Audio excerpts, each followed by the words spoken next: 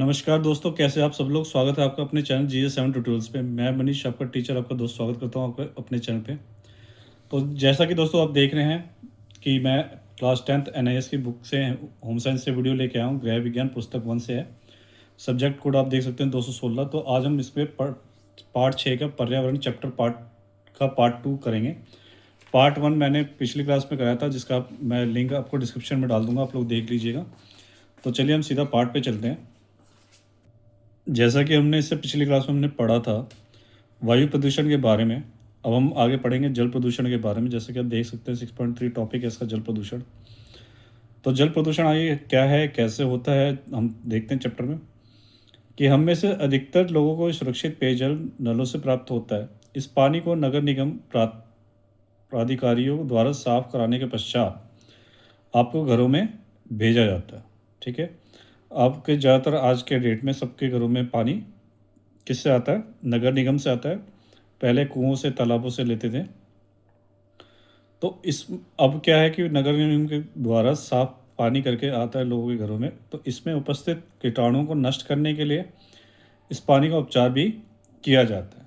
क्योंकि पहले क्या होता था कि पानी में गंदगी आने की वजह से लोगों की तबीयत खराब होती थी। तो अब केमिकल्स डाले जाते हैं जिससे पानी साफ होकर हमारे घरों में आते हैं। क्या आप इस पानी को विशेषता को बता सकते हैं? यह वह पानी है जिसमें कोई स्वाद, गंध, रंग, धूल या कीटाणु नहीं होते। यही कारण है कि इसे सुरक्षित जल कहते हैं और यह पीने के लिए उपयुक्त होता है। ठीक है। तो क्या आप जानते हैं कि सभी प्रकार के जल पीने योग्य नहीं होता? ठीक है। यहाँ तक कि घर के अन्य कार्यों में भी प्रयोग करने योग्य भी नहीं होता है। क्या आपने कभी बगीचों में डाला जाने वाला पानी देखा है? यह जल गंदला और गंधयुक्त होता है। कभी कभी इसमें ठोस कण भी पाए जाते हैं। कुएं, तालाब, नदी के जल में भी इसमें से कुछ या सभी अवगुण पाए जाते हैं, जैसा कि मैंने आपको अभी बताया था। आप ऐसे जल को पीने, खाने, पकाने, यहाँ तक कि कपड़े या बर्तन धोने के लिए भी प्रयोग नहीं करना चाहेंगे। यह जल प्रदूषित होता है। ठीक है। तो आप यहाँ भी देख सकते हैं कि आप जानते हैं प्रदूषित जल रंगयुक्त हो सकता है, इसमें धूल के कण हो सकते हैं और इसमें दुर्गंध हो सकती है अथवा इसका स्वाद हो सकता है। जैसे कि आप देखते होंगे कई बार घरों में काला पानी आ जाता है, गंदा पानी आ जाता है, स्मेल आ रही होती है उसमें। तो ये सब क्या होते हैं? प्रदूषित जल होते हैं। ठीक है। अब हम देखते हैं कि जल प्रदूषण तो हमें पता लग गया कैसे होता है। अब उसके स्रोत क्या है, किसकी वजह से ये होते हैं?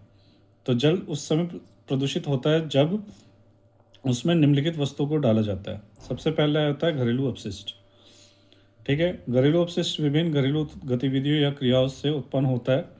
यह प्रदूषण तब फैलता है जब इसे जल स्रोतों, नदी, झील या तालाब में या उसके आसपास डाला जाता है। जल के स्रोत उस समय भी प्रदूषित होते हैं जब इनका प्रयोग पशुओं को नहलाने, कपड़े धोने तथा शौच के पश्चात स्वयं को साफ करने के लिए किया जाता है। प्राय कचरे को भी जल के इन स्रोतों के आसपास फेंक दिया जाता है और इन सभी कारणों में जल प्रदूषित होता है।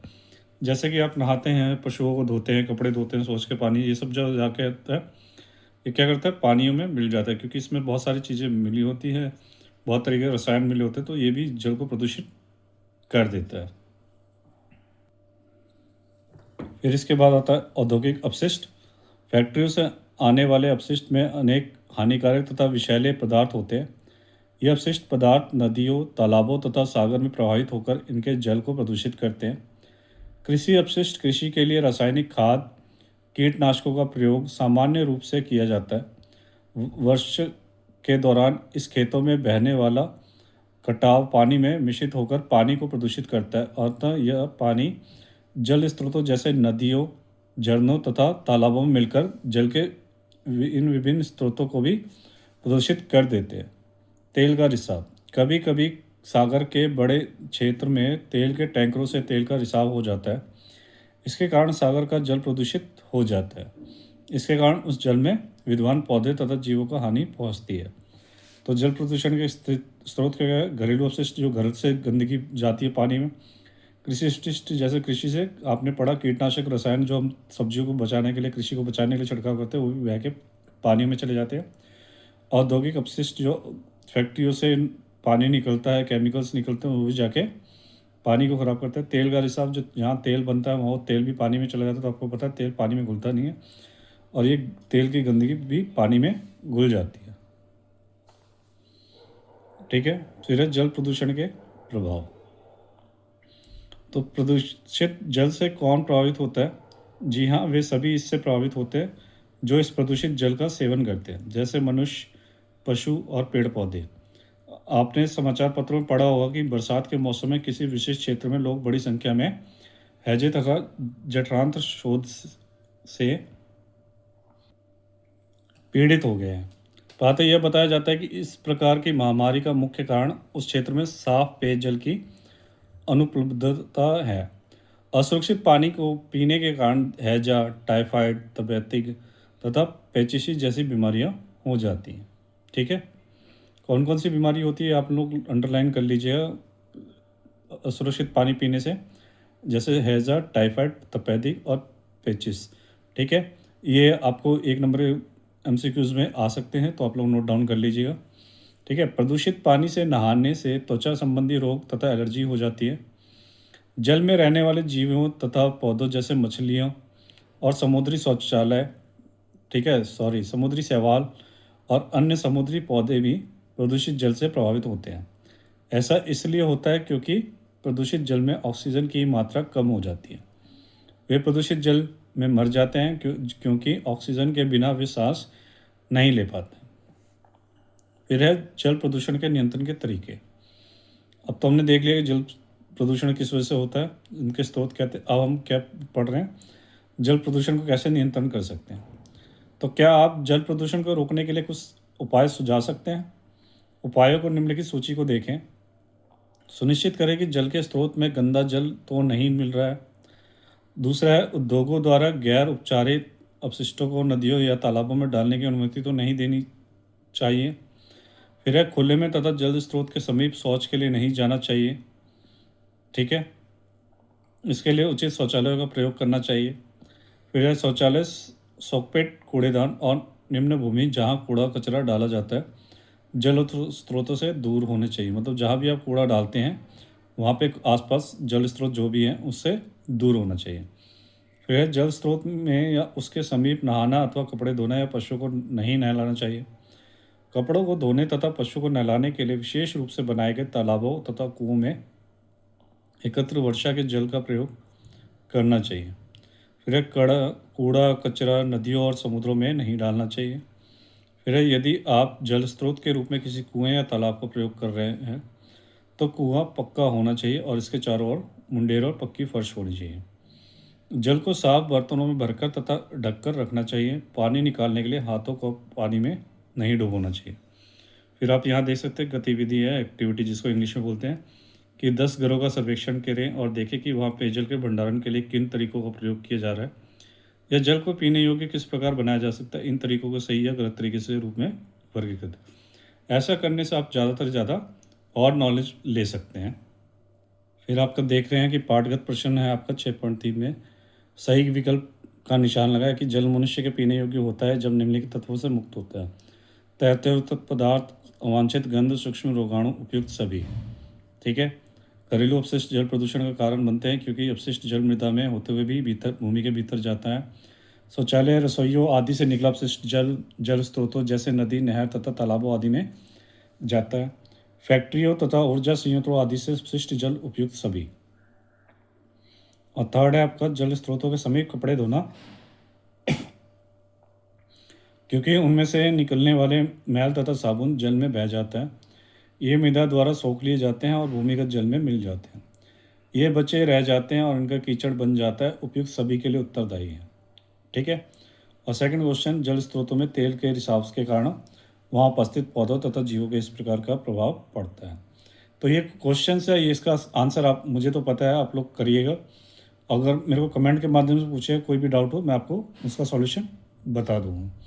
तो आपने वायु प्रदूषण पढ़ लिया, जल प्रदूषण पढ़ लिया। चलिए अब हम तीसरे टॉपिक पे चलते हैं, मृदा प्रदूषण।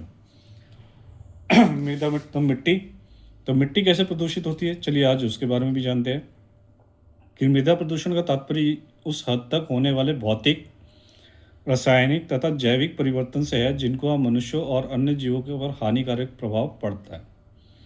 मृदा तब प्रदूषित होती है जब उसमें फैक्ट्रियों के अपशिष्ट के रूप में रसायन और धातु को फेंका जाता है। कुछ रसायन तो भूमि के पूरी तरह से बंजर बना सकते हैं। जब भूमि या खेतों में अधिक मात्रा में कीटनाशकों, कृमिनाशकों तथा उर्वरकों का प्रयोग किया जाता है और ये तत्व पौधों को ये आसपास विकसित हो रहे फलों और सब्जियों में प्रवेश कर जाते हैं, तत्पश्चात ये रसायन भोजन के रूप में हमारे पाचन तंत्र में प्रवेश करते हैं और हमें बीमार कर देते हैं।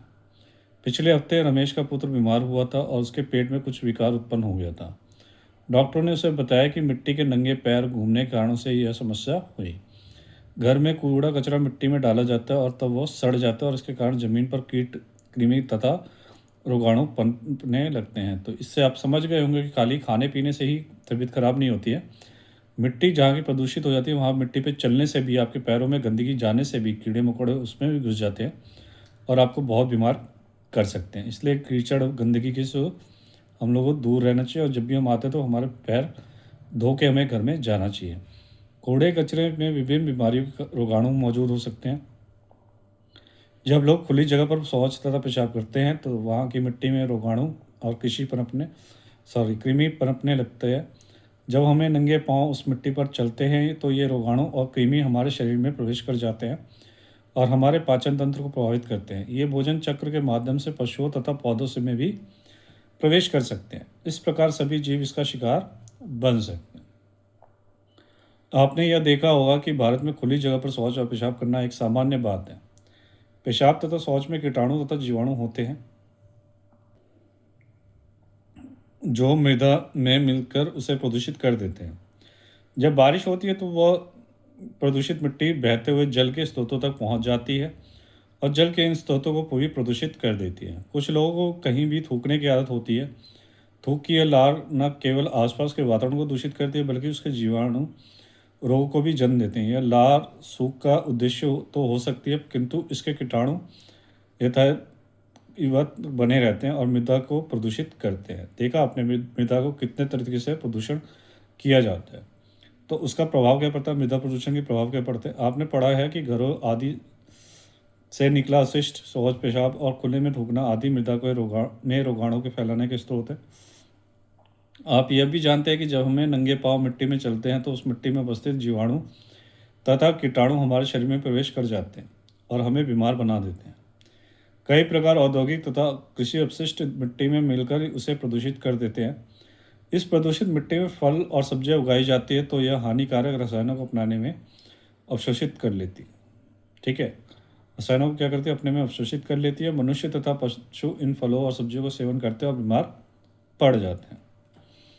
ठीक है, तो यह तो प्रभाव था। अब हम क्या करेंगे, मृदा प्रदूषण के नियंत्रण के माध्यम पढ़ेंगे कि कैसे इससे नियंत्रण में ला सकते हैं या बचा जा सकता है। ठीक है, तो पहला आता है कूड़े कचरे का उचित निपटान। घर के कूड़े कचरे को उचित निपटान होना चाहिए ताकि इस पर मक्खियाँ, मच्छर और कॉकरोच न पनप सके। घर में इसे ढक्कन युक्त कूड़ेदान में ही इकट्ठा करना चाहिए। फिर आप देख रहे हैं कहा है कूड़े कचरे का निपटान शहर से बाहर करना। घर के अपशिष्ट पदार्थों को गड्ढे में भर कर दिया जाता है और इन्हें टहनियों और पौधों में ढक दिया जाता है ताकि इन पर मक्खियाँ और मच्छर ना पनप सके। जब ये गड्ढे भर जाते हैं तो इनमें मिट्टी के से ढक दिया जाता है। भूमि भरान अक्सर और ख़ासतौर पर बड़े शहरों में इतना ज़्यादा कूड़ा कचरा इकट्ठा हो जाता है कि उसके लिए छोटे छोटे गड्ढे अपर्याप्त हो जाते हैं। ऐसे में शहर की सीमा में बाहर और पानी के स्रोतों से दूर निचली सतह वाली भूमि का चयन किया जाता है और हर रोज़ वहाँ कूड़ा कचरा डाला जाता है। इससे नष्ट होने के लिए हवा और धूप में खुला छोड़ दिया जाता है। इसमें से अत्यधिक दुर्गंध आती है और ये पक्षुओं और कीड़ों को आकर्षित करता है। चूँकि यह शहर के बाहर होता है इसलिए इसका लोगों पर कोई असर नहीं पड़ता है। हाँ, जब ये वहाँ से गुजरते हैं तब ये गंदगी को देखनी पड़ती है और दुर्गंध को सहना पड़ता है। फिर है खाद बनना, कंपोस्टिंग जिसको कहते हैं। बगीचे से एकत्र कूड़े कचरे को बगीचे के एक कोने में और गड्ढा खोदकर डाल दिया जाता है। प्रतिदिन शाम को इसे राख और पत्तियों से ढक दिया जाता है। धीरे धीरे निचली परतें खाद बनती जाती है और इस खाद को बागवानी के लिए इस्तेमाल किया जाता है। कूड़े कचरे का जलना, आप सबने बगीचों में पत्तों और घास को जलते हुए अवश्य देखा होगा। इन्हें बगीचों से ही इकट्ठा किया जाता है। कूड़े कचरे के निपटान के लिए उसे जला देना एक अच्छी प्रक्रिया है, क्योंकि इससे इसकी मात्रा कम हो जाती है, इसका रोगाणु नष्ट हो जाते हैं तथा मक्खियों, मच्छरों और रोगाणु आदि को पनपने का मौका भी नहीं मिलता है। किंतु कूड़ा कचरा जलाने से काफ़ी धुआं निकलता है जो वायु को प्रदूषित करता है। फिर है भस्मीकरण। कूड़े कचरे को निपटान को सबसे आधुनिक तकनीक भस्मीकरण संयंत्र का प्रयोग करना है। भस्मक एक भट्टी होती है जिसमें कूड़ा कचरा जल जाता है। यह एक महंगा तरीका है क्योंकि कूड़े कचरे को जलाने के लिए बहुत ज़्यादा ईंधन की आवश्यकता होती है, परंतु यह बहुत सुरक्षित तरीका है और इससे धीरे धीरे कूड़ा कचरा राख के छोटे से ढेर में बदल जाता है। कूड़े कचरे के निपटान के लिए ऊपर उल्लिखित कोई भी तरीका पूर्णतः संतोषजनक नहीं है। प्रत्येक विधि के गुण और दोष हैं, किंतु अपने घरों में से निकलने वाले कचरे को उचित निपटान के संबंध में स्वयं को तथा अपने आसपास रहने वाले लोगों को शिक्षित करके हम अपने आसपास के वातावरण को स्वच्छ व साफ रख सकते हैं। ठीक है, तो ये तो हमने उपाय देख ली। अब क्या है, मृदा प्रदूषण को नियंत्रित करने के कुछ अन्य उपाय। इतने उपाय के बाद कुछ और अन्य उपाय देखते हैं क्या है। पहले स्वच्छ शौचालयों का प्रयोग। स्वच्छ शौचालय को साफ रखने से क्या होता है कि कीड़े मकोड़े नहीं आते हैं, मक्खी मच्छर नहीं होते, जिससे वहाँ का वातावरण प्रदूषित नहीं होता। दूसरा है कीटनाशक तथा उर्वरकों का सीमित प्रयोग। ठीक है। तीसरा है पर्यावरण सहिष्णु और वस्तुओं का प्रयोग। इसके बाद आप इको मार्क का अध्ययन बाद में करेंगे। यह मार्क या चिन्ह उन उत्पादों में लगाया जाता है जो पर्यावरण सहिष्णु होते हैं। आपको इसी प्रकार के उत्पादों को खरीदना चाहिए। अब यहाँ देखें आप, एक्टिविटी 3 आ गई है कि अपने आसपास के क्षेत्र का दौरा करें और देखें कि आपके क्षेत्र में मिट्टी के कौन से स्रोत प्रदूषित कर रहे हैं और मृदा प्रदूषण को कम करने के लिए कुछ उपाय सुझाएं। तो अभी तक आपने जो पढ़ा उससे आप ये एक्टिविटी आराम से कर सकते हैं कि कैसे इसका सॉल्यूशन कर सकते हैं। ठीक है। अब पाठगत प्रश्न 6.4 आप देख सकते हैं कि मृदा प्रदूषण को नियंत्रित करने के लिए 2 उपाय बताएं। कूड़ा कचरा के निपटान के 3 तरीके बताएं जो आपने देखे हो या जिनका प्रयोग आप स्वयं कर रहे हो। सही उत्तर पर का चिन्ह लगाएं। ठीक है। यह कूड़ा कचरा निपटान का नवीनतम तकनीक है। खाद बनाना, जलाना, भस्मीकरण, इनमें से कोई नहीं। ठीक है। तो ये क्वेश्चन आप देख लीजिएगा, इसका सॉल्यूशन आपको करना है। कोई भी दिक्कत है कमेंट के माध्यम से कर दीजिएगा, मुझे पूछ सकते हैं, मैं कमेंट के माध्यम से आपको बता दूँगा। ठीक है। पैनिक होने का आपको टेंशन नहीं है, मैं बैठा हूँ। तो आपको जो भी डाउट हो आप कमेंट के माध्यम से मुझसे पूछ सकते हैं और व्हाट्सएप के जरिए भी आप मुझसे पूछ सकते हैं। व्हाट्सएप चैनल मेरा ज्वाइन कर लीजिएगा, GJ7 ट्यूटोरियल्स के नाम से है और लिंक डिस्क्रिप्शन में देख लीजिएगा। ठीक है।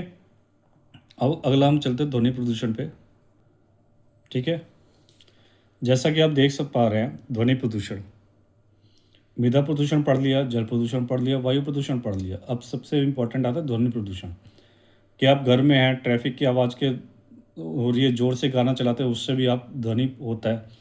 कोई ज़ोर से बोलना, चिल्लाना, ये सब क्या है, ध्वनि प्रदूषण, जिससे हमारे कान के पर्दे खराब होते हैं, हमारी मानसिक स्थिति खराब हो सकती है।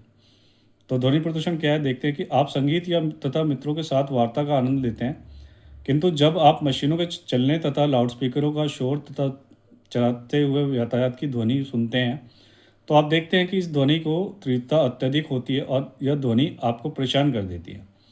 कुछ ध्वनियाँ आनंद प्रदान करती है और कुछ नहीं करती हैं। कोई भी ऐसे ध्वनि जिससे आपको परेशानी होती है उसे शोर, इंग्लिश में उसको नॉइज़ कहते हैं। ध्वनि प्रदूषण के स्रोत क्या है, अपने आसपास देखिए और पहचानिए कि ध्वनि प्रदूषण के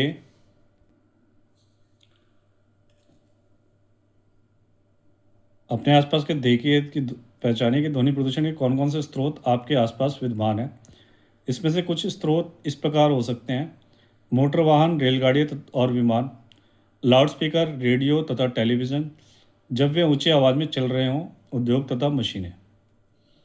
प्रभाव क्या पड़ता है कि जब आप लंबे समय तक तेज़ आवाज़ें सुनते हैं तो क्या होता है, जी हाँ, ये आवाज़ें आपको परेशान करने लगती हैं, हमारी नसों पर दबाव डालती है और इससे सिरदर्द होने लगता है। इसमें धीरे धीरे हमारी श्रवण शक्ति पर कुप्रभाव पड़ता है, मतलब आप सुनने का आपकी कैपेसिटी कम हो जाती है। और आजकल तो हम लोग ईयरपॉड्स वगैरह से सुनते हैं, ठीक है, ब्लूटूथ से सुनने लगे हैं। तो उसमें क्या होता है कि हम हाई बीट्स पे जाते हैं और उससे भी हमारे कान की पर्दे कमज़ोर हो जाते हैं, सुनने की शक्ति हमारी कम होती चली जाती है। तो आपने देखा कि फैक्ट्रियों में काम करने वाले व्यक्ति, पायलट तथा ड्राइवर आदि जो शोर वाले वातावरण में रहते हैं, अक्सर धीमी आवाज़ में कहीं गई बात को ठीक से सुन नहीं पाते हैं, क्योंकि आपको पता है कि एरोप्लेन वगैरह जब चलता है तो बहुत तेज़ स्पीड में चलती है, उनकी आवाज़ बहुत तेज़ होती है, तो धीरे सुनना उनका कम हो जाता है, धीरे बातें वो नहीं सुन पाते हैं। जो लोग तेज़ से टीवी देखते तो तेज़ से गाने चला के सुनते हैं, तो वो लोग धीरे धीरे उनको धीरे वाली बातें सुनना बंद हो जाती हैं, उनके कान का पर्दा खराब हो जाता है और धीरे और कभी कभी वे बहरे भी हो जाते हैं। अधिक शोर के कारण तनाव बढ़ता है और मानसिक स्थिरता को भी स्थिति भी उत्पन्न हो सकती है। ध्वनि प्रदूषण के नियंत्रित करने के माध्यम क्या है कि सभी प्रकार के शोरों या ध्वनियों से पूर्णतः छुटकारा प्राप्त करना संभव नहीं है, किंतु निश्चित रूप से हम इस शोर को मात्रा में को कम कर सकते हैं। ध्वनि प्रदूषण को कम करने के कुछ सुझाव निम्नलिखित है। पहला है रेडियो तथा टेलीविज़न धीमी आवाज़ में चलाना। दूसरा है लाउड स्पीकर का इस्तेमाल न करना। तीसरा है अत्यंत आवश्यक होने पर ही वाहन का हॉर्न बजाना। चौथा है फैक्ट्रियों को रिहायशी इलाकों से दूर बनाना। पांचवा है हवाई अड्डों का निर्माण शहर से बाहर करना। ये सब करने से क्या हुआ, ध्वनि प्रदूषण पे काफ़ी कंट्रोल होता है। एक्टिविटी आप पढ़ सकते हैं कि आपने घर के दरवाजे के पास खड़े हो जाएं, अपनी आंखें बंद करो, आसपास के आने वाले विभिन्न ध्वनियों से इसको सुने। जब आप आनंद प्राप्त प्रदान करने वाली तथा परेशान करने वाली ध्वनियों की सूची बनाएं, तो इन ध्वनियों को कम करने के कुछ उपाय जिन्हें आप शोर मानते हैं, ठीक है। तो ये आप लिख सकते हैं, खुद ही नोट डाउन कर सकते हैं कि ये कैसे ठीक हो सकता है। अब इसके बाद आता है कि आपने इस पार्ट में क्या क्या सीखा। तो इस आप पार्ट में आपने विभिन्न प्रकार के प्रदूषणों तथा सभी जीवों पर उनके हानिकारक प्रभाव का अध्ययन किया है। आप इन प्रदूषणों को नियंत्रित करने के कुछ उपाय के बारे में भी जान चुके हैं।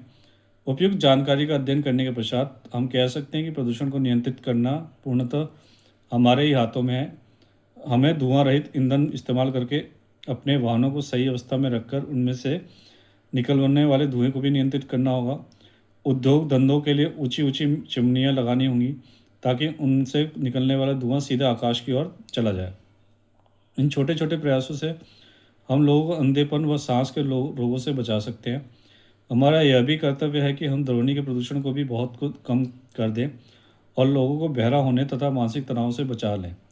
हम जल प्रदूषण को रोकने के लिए सख्त नियम बना सकते हैं और इस प्रकार लोगों को दस्त, आंत्रशोथ तथा हेपेटाइटिस जैसे रोगों से बचा सकते हैं। यह विश्व बहुत ही सुंदर है, हमें इसमें रहने का आनंद अवश्य लेना चाहिए। हम यहाँ वहाँ सोच तथा पेशाब करके, पेड़ों को अंधाधुंध कटाई करके तथा पर्यावरण के हानिकारक सामग्री और वस्तु से इसे गंदा करने जैसी बेवकूफ़ी वाले कार्य प्राकृतिक सौंदर्य को नष्ट नहीं करना चाहिए। तो आइए संकल्प करें और स्वयं से वादा करें कि क्या है। वृक्षारोपण करेंगे और उनका ध्यान रखेंगे, लोगों को पेड़ों को काटने नहीं देंगे, अपनी रसोई में धुआं रहित ईंधन का प्रयोग करेंगे, जल स्रोतों का प्रदूषण से बचाएंगे, शुद्ध जल को व्यर्थ नहीं फेंकेंगे, रेडियो टीवी की धीमी आवाज़ में सुनेंगे, लाउड स्पीकर को प्रयोग नहीं करेंगे, अपने वाहनों को प्रदूषित क्षण मुक्त रखेंगे, कूड़े कचरे का निपटान स्वच्छ रूप में करेंगे, स्वच्छ व साफ शौचालयों का प्रयोग करेंगे, फैक्ट्रियों तथा सीवेजों के अपशिष्टों का निपटान करने से पूर्व उसका उपचार करेंगे, वर्षा जल ग्रहण का संवर्धन करेंगे, पीने के उद्देश्य से पानी का छानेंगे या उद्देश्य करेंगे, उर्वरकों तथा कीटनाशकों के प्रयोग का बहिष्कार करेंगे, ध्वनि को हम कम करने के लिए साइलेंसरों का प्रयोग करेंगे, ठीक है। इसके बाद आप देख सकते हैं पाठ जो आपने पूरा पढ़ा उस पर जो प्रश्न बने हैं कि प्रदूषण तथा प्रदूषक शब्दों का परिभाषित करें। मैंने पिछली क्लास में ही आपको बता दिया था। वायु प्रदूषण के स्रोत कौन कौन से हैं, आप मृदा प्रदूषण को किस प्रकार नियंत्रित करेंगे, ध्वनि प्रदूषण के क्या प्रभाव है, मृदा तथा जल दोनों को प्रदूषित करने वाले दो प्रदूषकों के नाम बताएं,